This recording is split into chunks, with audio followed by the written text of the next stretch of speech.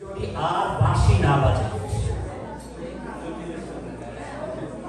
বন্ধুগণ, আপনারা যে সওগাত আজ হাতে তুলে দিলেন, আমি তা মাথায় তুলে দিলাম। আমার সকল তরু মন প্রাণ আজ বীণার মতো বেজে উঠেছে। তাতে শুধু একটি মাত্র সুর আজ ধ্বনিত হয়ে উঠছে, আমি ধন্য হলাম, আমি ধন্য হলাম। আমার অভিনন্দিত আপনারা সেই দিনই করেছেন যেদিন আমার লেখা আপনাদের ভালো লেগেছে। বিংশ শতাব্দীর অসম্ভবের সম্ভাবনার কালে আমি জন্মগ্রহণ করেছি। এই অভিযান সেনাদলের দুর্যোগ পালকের একজন আমি, এই হোক আমার সবচেয়ে বড় পরিচয়। আমি এই দেশে এই সমাজে জন্মেছি বলে আমি শুধু এই দেশেরই এই সমাজেরই নই, আমি সকল দেশের সকল সমাজের সকল মানুষের। কবি চায় না গান, কবি চায় অঞ্জলি, কবি চায় প্রীতি। কবিতা আর দেবতা সুন্দরের প্রকাশ। সুন্দরকে স্বীকার করতে হয় যার সুন্দর তাই নিয়ে। তাই বলছিলাম, আমি কেবল সুন্দরের হাতে বীণা পায়ে পদ্মফুলি দেখিনি, তার চোখে চোখ ভরা জলও দেখেছি। শ্মশানের পথে, পুরস্কারের পথে তাকে মেঘালা জীর্ণ মূর্তিকে ব্যথিত পায়ে চলে যেতে দেখেছি। যুদ্ধভূমিতে তাকে দেখেছি, ফাঁসির মঞ্চে তাকে দেখেছি, কারাগারের অন্তঃপুরে তাকে দেখেছি।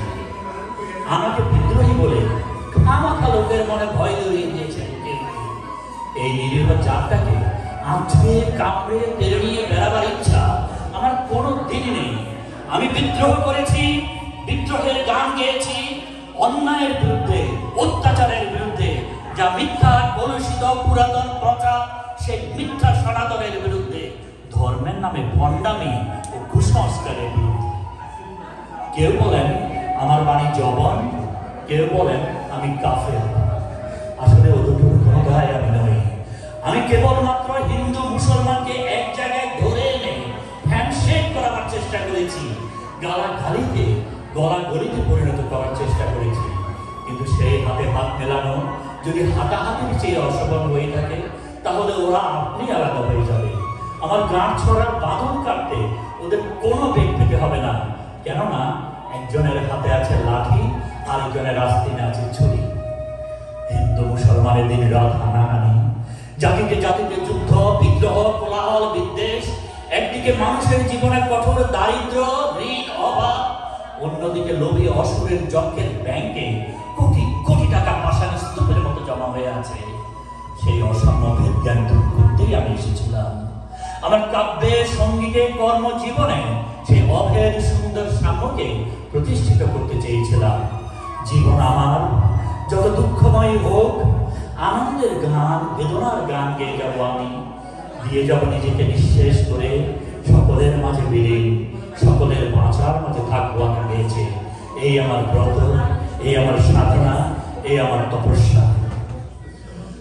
রবীন্দ্রনাথ আমাকে প্রায় বলতেন, দেখ উন্মাদ, তোর জীবনে শেয়ারের মতো, কিডসের মতো খুব বড় একটা ট্র্যাজেডি রয়েছে, তুই প্রস্তুত হ।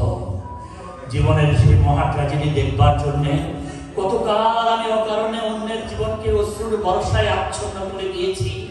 কিন্তু আমারই জীবন রয়ে গেল বিশুষ্ক মরুভূমির মতো তপ্ত, মেঘের ঊর্ধ্বে শূন্যের মতো, কেবল হাসি, কেবল গান, কেবল বিদ্রোহ।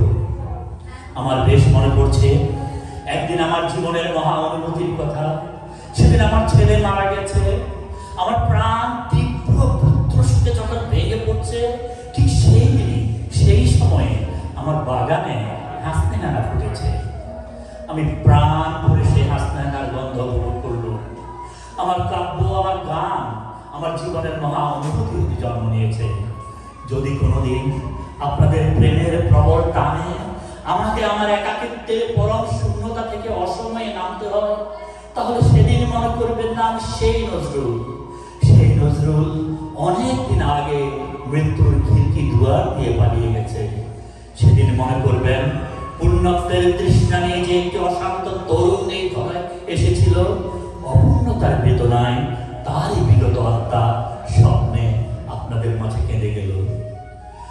যদি আর বাঁশি না বাজে, আমি কবি বলে বলছি না, আমি আপনাদের ভালোবাসা পেয়েছিলাম, এই অধিকারে বলছি। আমায় আপনারা ক্ষমা করবেন, আমায় ভুলে যাবেন। বিশ্বাস করুন, আমি কবি হতে আসিনি, আমি নেতা হতে আসিনি, আমি প্রেম দিতে এসেছিলাম, প্রেম পেতে এসেছিলাম। কিন্তু সেই প্রেম পেলাম না বলে প্রেমময়ী নীরস পৃথিবী থেকে নীরব অভিমানে চিরদিনের জন্য বিদায় দিলাম। যেদিন আমি চলে যাব সেদিন হয়তো বা বড় বড় সভা হবে, কত প্রশংসা, কত কবিতা বেরোবে হয়তো আমার নামে। দেশপ্রেমিক, ত্যাগী, বীর, বিপ্লবী, বিদ্রোহী, বিশেষণের পর বিশেষণ, বক্তার পর বক্তা টেবিল ভেঙে থাপ্পড় মেরে সেই অসুন্দরের শ্রাদ্ধ নিবেদনের শ্রাদ্ধ দিনে বন্ধু তুমি যেন যেও না। যদি পারো চুপটি করে বসে তোমার ঘরের আঙিনায় বা আশেপাশে যদি একটি ঝরা পায়ে পোষা ফুল পাও, সেইটিকে বুকে চেপে ধরে বলো, বন্ধু আমি তোমায় পেয়েছি। তোমাদের পানে চাহিয়া বন্ধু আর আমি জাগিব না। কোলাহল করি সারাদিন আমার, কারো ধ্যান আর ভাঙিব না। নিশ্চল নিশ্চুপ আপনার মনে পড়িব একাকী গন্ধ বিধুর ধূপ। ধন্যবাদ।